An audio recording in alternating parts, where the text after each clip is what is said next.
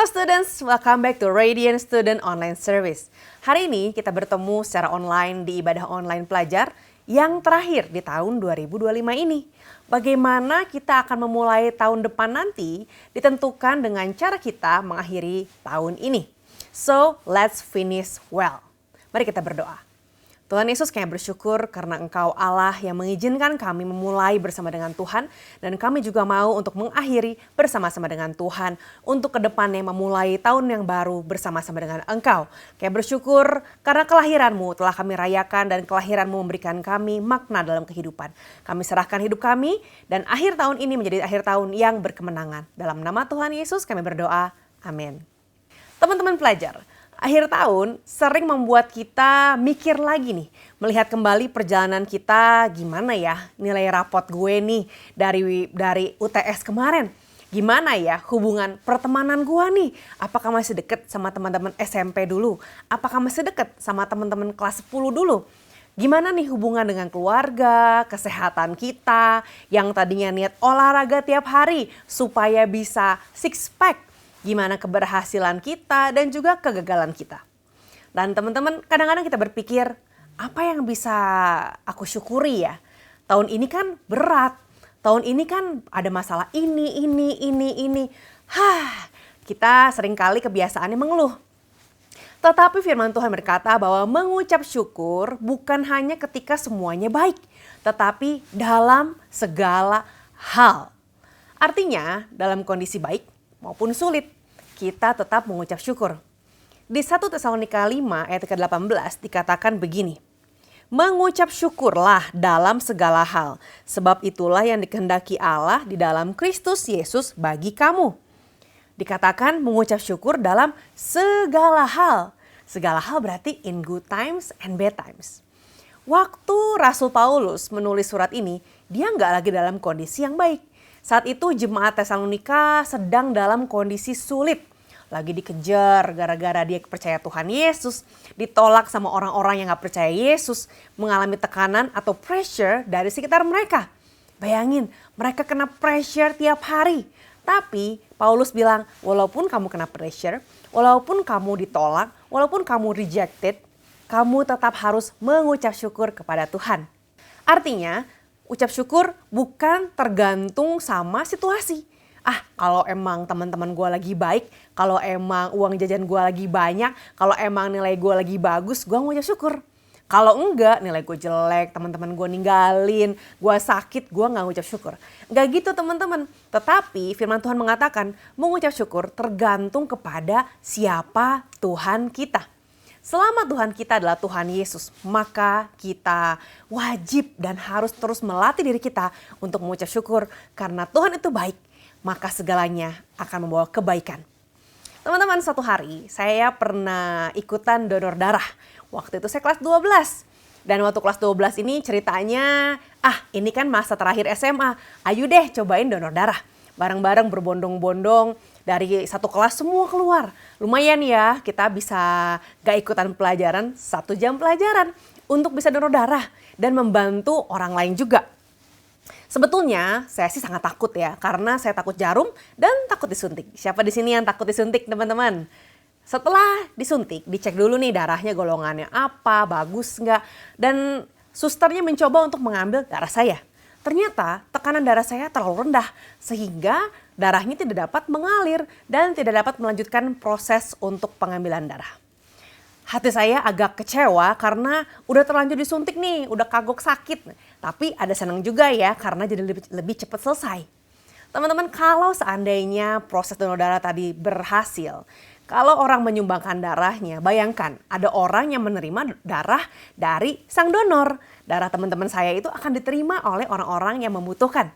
Nah, orang yang nerima darah, dia nggak bisa membalas untuk ngasih darah balik sama sang donor. Bahkan dia nggak tahu siapa donornya. Dia nggak mungkin bilang, oh nih gue balikin nih darah lu ya, gue balikin nih 1 liter. Nggak bisa. Darah yang telah ia terima hanya bisa dia kembalikan dengan sikap berterima kasih, dengan sikap gratitude, dan melanjutkan kehidupan dengan maksimal, melanjutkan kehidupan dengan hal-hal yang positif. Sama seperti kita kepada Tuhan. Kita udah nerima banyak hal. Kita nggak minta udara, Tuhan kasih. Kita nggak minta untuk dikasih waktu, Tuhan kasih 24 jam tiap hari. Tuhan kasih kita kehidupan, jantung berdetak, padahal kita nggak pernah dalam setiap detik, Tuhan aku minta jantung berdetak. Ya berdetak lagi, nggak pernah. Tapi Tuhan memberikan begitu banyak hal yang kita nggak minta, tapi kita terima. Bahkan Tuhan memberikan kita orang-orang yang kita sayang dan orang-orang yang sayang sama kita. Ada orang tua kita, teman-teman, orang-orang di gereja yang peduli sama kita. Ada jauh lebih banyak lagi berkat yang kita terima tanpa kita doakan. Dan kalau dibandingin berkat yang kita minta, berkat yang kita nggak minta malah lebih banyak yang kita dapatkan. Itulah yang disebut anugerah. Itu yang disebut grace. Kita nggak minta, kita bahkan nggak layak, tapi Tuhan memberikannya. So, secara teori kita tahu kalau yang benar adalah mengucap syukur karena Tuhan baik. Tapi kenapa ya kita malah sering ngomel dan nggak bersyukur? Ada 2 sikap hati yang membuat kita sulit bersyukur. Yang pertama nih, kita suka terpaksa. Kita kepaksa karena kita nggak ngeliat anugerah, kita nggak nyadarin ini anugerah. Kita jadi, ya udahlah, bersyukur aja lah. Ya udahlah gimana lagi, terima aja lah. Itu bukan bersyukur, itu kepaksa. Yang kedua, ada kesombongan dalam hati kita. Kita ngerasa, ngapain bersyukur? Semua yang saya capai kan hasil usaha saya sendiri. Gue emang belajar mati-matian sih, makanya dapat beasiswa. Atau gue emang latihan terus nih 2 bulan non-stop nih, sampai kurang tidur. Ya wajar ya, bisa bagus hasilnya. Kita merasa, ngapain bersyukur? Ini adalah hal yang layak saya terima. Ada the feeling of entitlement. Waktu kita merasa kepaksa, ada kesombongan, ngerasa kita layak terima itu semua, maka kita gagal untuk memberikan ucapan syukur yang genuine kepada Tuhan. Waktu kita gagal untuk mengucapkan syukur pada Tuhan, maka kesombongan sudah mengintip. Kesombongan sudah mengintai kita. Kesombongan dan syukur bedanya hanya setipis rambut aja. Hanya seujung rambut aja. Kayaknya kita lagi ngucap syukur padahal kita sedang sombong. Contoh nih, waktu kita melihat orang yang hidupnya kayaknya banyak banget masalah. Atau nilainya lebih jelek daripada kita. Kita berkata, aduh bersyukur ya, gue gak sesusah dia. Untung hidup gue enak.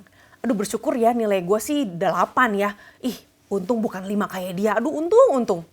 Itu bukan bersyukur. Itu kesombongan yang dibungkus dengan ucapan syukur. Teman-teman, dari sejak muda, biasakan dirimu bersyukur dengan cara yang sederhana. Belajar buat lihat sekeliling kamu dan hitung berkatmu. Count your blessings. Dari bangun tidur sampai mau tidur lagi, coba hitung berkatmu satu-satu.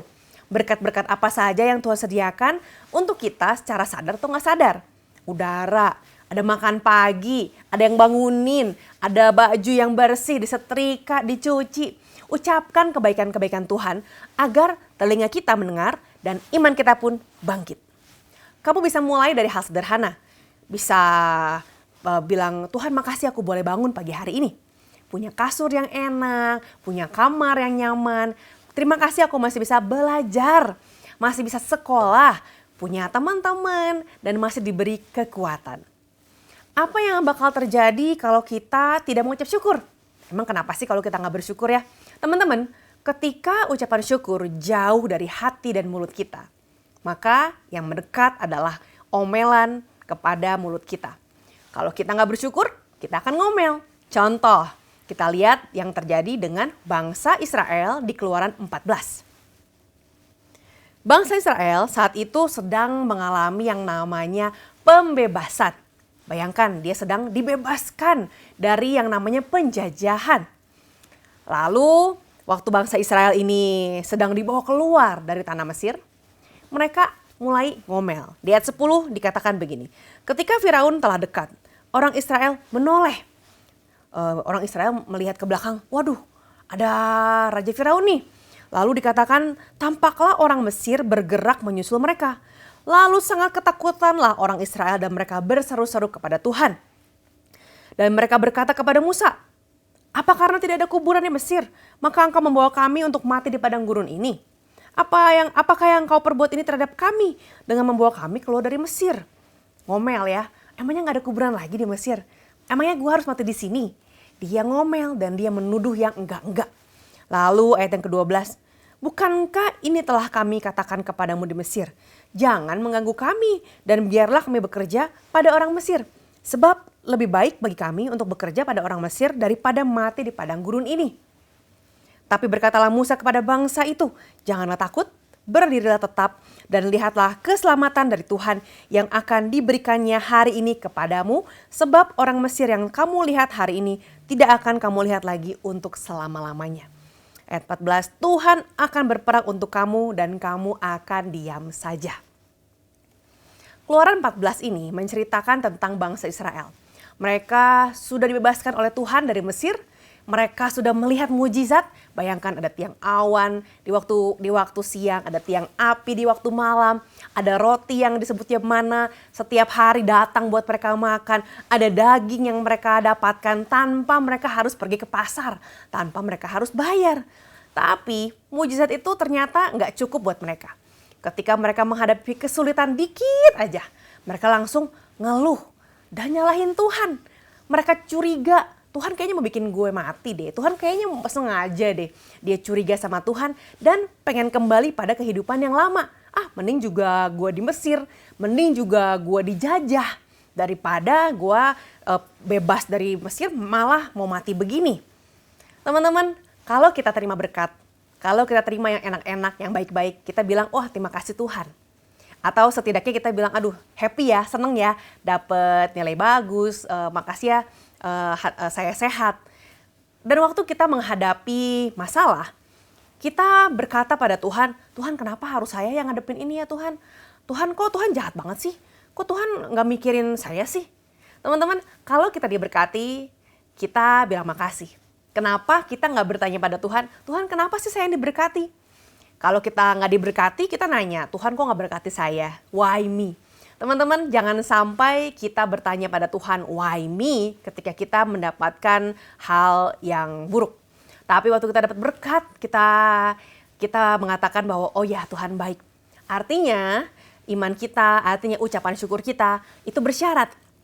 Syaratnya adalah kalau keadaan baik-baik saja. Teman-teman, that's not the lifestyle of gratitude.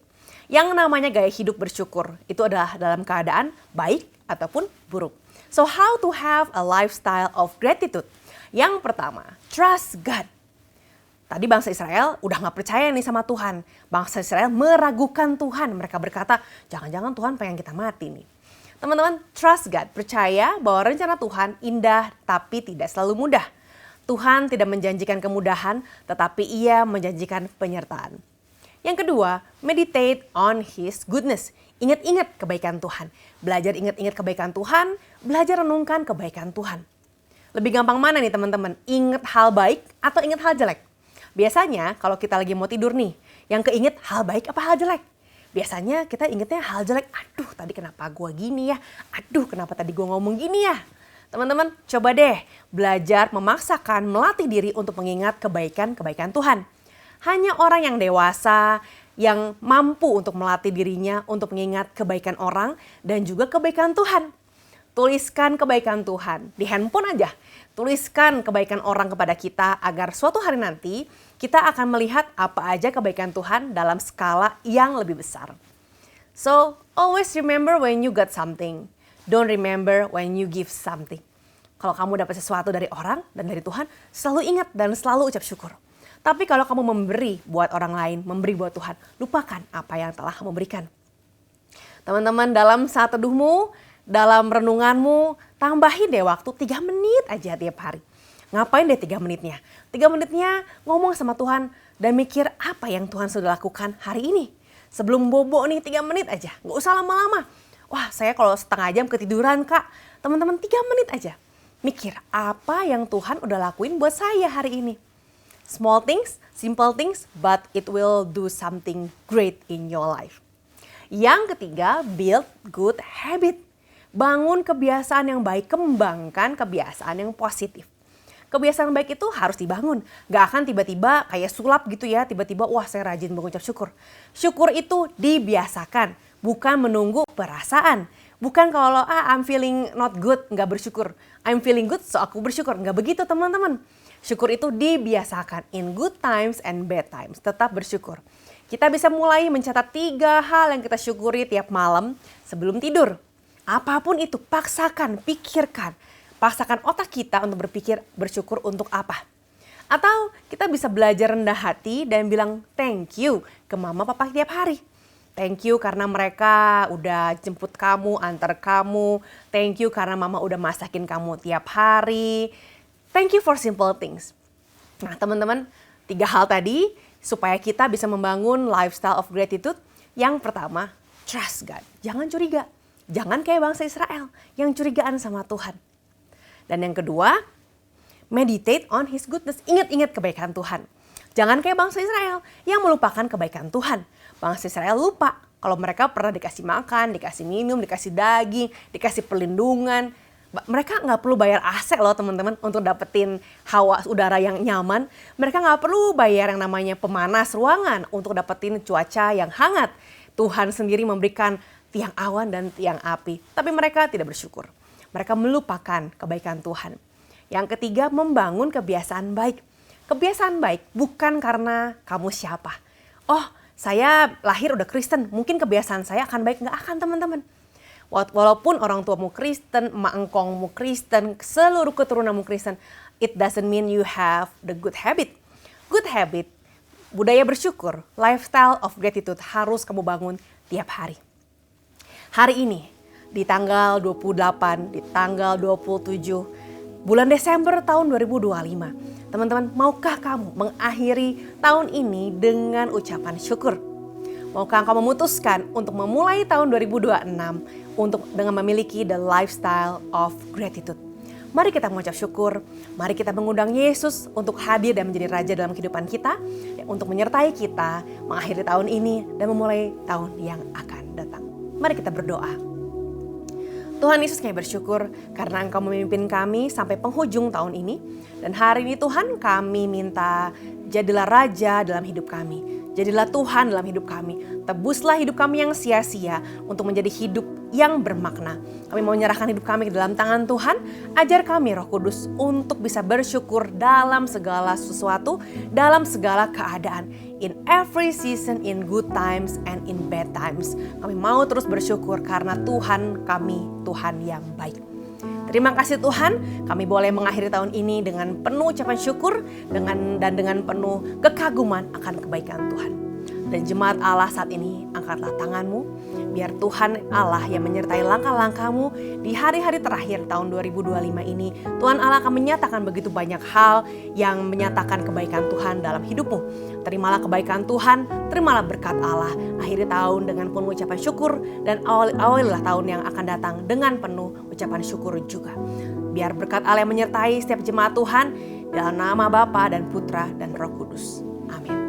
Bagi teman-teman yang mau untuk sharing sesuatu, sharing kebaikan Tuhan, kamu boleh scan QR Code di bawah ini. Ada pendoa, ada counselor yang siap untuk mendoakan teman-teman semua. So, happy weekend and happy New Year. God bless you.